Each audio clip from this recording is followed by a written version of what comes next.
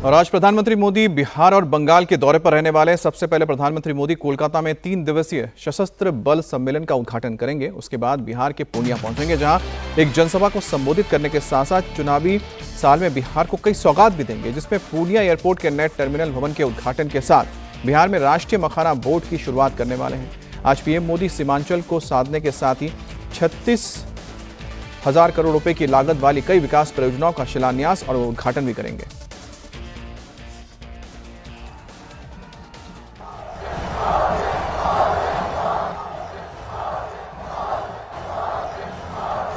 मुझे कितने ही गालियां दे, मैं तो भगवान शिव का भक्त हूं,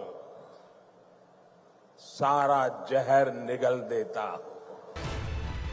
चुनावी साल में बिहार की सियासत के गाली कांड पर असम के दरांग से अटैक करने के बाद पीएम मोदी आज पूर्णिया पहुंच रहे हैं, जहां वो सीमांचल को विकास की सौगात देंगे तो विपक्ष पर करारा वार भी करने वाले हैं। लेकिन सीमांचल में लैंड करने से पहले पीएम मोदी ने यहां के सबसे बड़े मुद्दे अवैध घुसपैठ पर विपक्ष को जमकर लताड़ा। भाजपा का लक्ष्य है घुसपैठियों से देश को बचाएंगे, घुसपैठियों से देश को मुक्ति दिलाएंगे। और मैं उन राजनेताओं को भी कहना चाहता हूं, आप जो चुनौती लेकर के मैदान में आए ना, मैं सुना तान करके उस चुनौती को स्वीकार करता हूं। और लिख लो,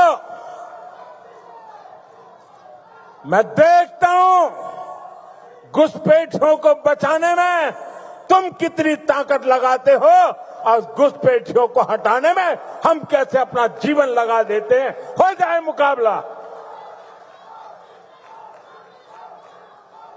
घुसपैठियों को बचाने के लिए निकले हुए लोगों को भुगतना पड़ेगा। मेरे शब्द सुन के रखो, ये देश उनको माफ नहीं करेगा। मोदी भले ही असम में घुसपैठ के मुद्दे पर बोल रहे थे, लेकिन उनके निशाने पर बिहार था, जहां एसआईआर की प्रक्रिया जारी है और वोटर लिस्ट वेरिफिकेशन को लेकर जमकर सियासत हो रही है। तो पीएम के पूर्णिया दौरे पर बिहार विधानसभा में नेता प्रतिपक्ष तेजस्वी यादव ने तंज कसते हुए कहा कि प्रधानमंत्री यहां जुमलों की बारिश करने आ रहे हैं। अब प्रधानमंत्री जी आ रहे हैं तो जुमलों की बारिश करने आ रहे हैं। कहीं मुद्दे पे प्रधानमंत्री बात नहीं करेंगे, केवल घुसपैठिया की बात करेंगे। लेकिन लोगों की तरक्की, बिहार की तरक्की, गरीब के बारे में बात नहीं करेंगे, पढ़ाई, दवाई, कमाई, सिंचाई के बारे में बात नहीं करेंगे। हम तो उम्मीद करते हैं कि प्रधानमंत्री जी पूर्णिया आ रहे हैं तो वहाँ के मेडिकल कॉलेज भी चले जाएं और साथ में हमारे चाचा को भी लेके चले जाएं, स्थिति जान जाएंगे क्या है। प्रधानमंत्री बिहार से बहुत प्यार करते हैं। जब भी बिहार जाते हैं, बिहार में अपना खजाना खोल देते हैं। बिहार के लोगों को बहुत खुशी है। प्रधानमंत्री के आने से जहां पूरा बिहार खुश है, वहां विपक्ष के नेताओं को मिर्ची लग रही है। आज पीएम पूर्णिया से सीमांचल के वोटर को साधेंगे तो जनसभा को संबोधित करने के साथ पीएम मोदी आज पूर्णिया एयरपोर्ट के नए टर्मिनल भवन का उद्घाटन करेंगे। वंदे भारत ट्रेन समेत 36,000 करोड़ की कई परियोजनाओं का शिलान्यास और उद्घाटन करेंगे तो राष्ट्रीय मखाना बोर्ड की शुरुआत भी करेंगे। आज पीएम मोदी बिहार के पूर्णिया पहुंचने से पहले कोलकाता में 16वें कंबाइंड कमांडर कॉन्फ्रेंस का उद्घाटन करेंगे। 3 दिवसीय सशस्त्र बल सम्मेलन कोलकाता स्थित पूर्वी कमान मुख्यालय विजय दुर्ग में आयोजित किया जा रहा है। इस प्रोग्राम में शामिल होने के लिए रक्षा मंत्री राजनाथ सिंह और एनएसए अजीत डोवल भी रविवार शाम को ही कोलकाता पहुंच चुके हैं। पीएम मोदी ने आज के प्रोग्राम को लेकर एक्स पोस्ट पर लिखा, असम के कार्यक्रमों के बाद कोलकाता आ गया हूं, जहां कॉम्बाइंड कमांडर्स कॉन्फ्रेंस में शामिल होने का सुअवसर मिलेगा। इसके बाद बिहार के पूर्णिया जाऊंगा, जहां एयरपोर्ट के नए टर्मिनल भवन के उद्घाटन के साथ ही करीब 36,000 करोड़ रुपए की कई विकास परियोजनाओं का शुभारंभ करूंगा। पीएम मोदी ने अपने एक्स पोस्ट में पूर्णिया में राष्ट्रीय मखाना बोर्ड की शुरुआत की भी जानकारी दी। और संघ प्रमुख मोहन भागवत ने भारत की दुनिया में बढ़ती ताकत का जिक्र करते हुए कहा कि इंग्लैंड को आईना भी दिखाया। इंदौर के एक प्रोग्राम में बोलते हुए आरएसएस प्रमुख मोहन भागवत ने कहा कि ज्ञान, कर्म और भक्ति की संतुलित त्रिवेणी से भारत आगे बढ़ा है। मोहन भागवत ने इंग्लैंड के हालात पर कहा कि कभी चर्चिल ने भारत के बंटने की भविष्यवाणी की थी, लेकिन आज इंग्लैंड बंटने की कगार पर है। पर हम नहीं बटेंगे, हम कभी बट गए थे, लेकिन वो भी हम फिर से मिला लेंगे। भगवान एक है कि अनेक है। हमारे दार्शनिक कहते हैं एक अनेक के झगड़े में क्या पड़ते हो, वही भगवान ही है, दूसरा कुछ है ही नहीं। ज्ञान, कर्म और भक्ति की संतुलित त्रिवेणी जीवन में कैसे बहाना, ये हमारे पूर्वजों ने अनेक पंथ संप्रदायों के माध्यम से अनेक रास्ते बताकर सबको बताया है। उस पर श्रद्धा रखकर आज भी अपना देश चलता है और इसलिए सबकी भविष्यवाणियां झूठी कराकर हमारा देश आगे बढ़ रहा है। चर्चिल ने कहा था तुम टिकोगे नहीं, स्वतंत्र हो जाओगे, बट जाओगे, वो नहीं हुआ। इंग्लैंड बटने की स्थिति में आ रहा है। हम नहीं बटेंगे, हम बढ़ेंगे आगे। कभी बट गए थे, वो भी हम मिला लेंगे।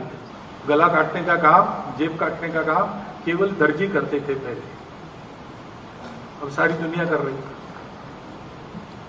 और उनको पता नहीं, जानते हैं इससे गड़बड़ है, लेकिन रुक नहीं सकते क्योंकि वो विश्वास नहीं है, वो श्रद्धा नहीं।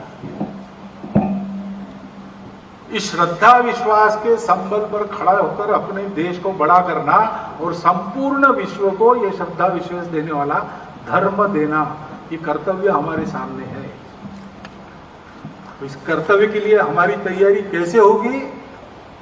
ज्ञान विज्ञान से तो होगी, परंतु हमको फिर से इस भाव में अपने आप को स्थिर करना है। और मेरठ में स्वामी रामभद्राचार्य ने राम कथा के समापन के मौके पर आतंकवाद और जातिवाद पर करारा प्रहार किया।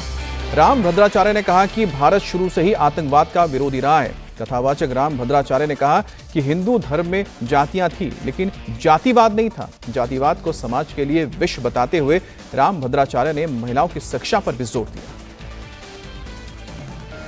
आतंकवादी की कोई जाति नहीं होती, आतंकवादी का कोई लिंग नहीं होता। कोई भी आतंकवादी यदि उपस्थित हो तो उसको दंडित करना ही चाहिए। भारत ने प्रारंभ से ही आतंकवाद का विरोध किया है।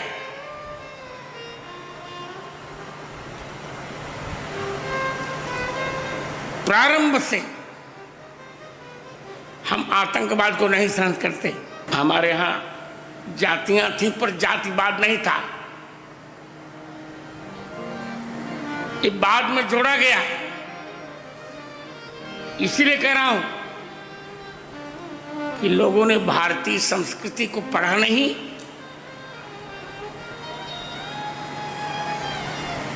और अपराध कर डाला।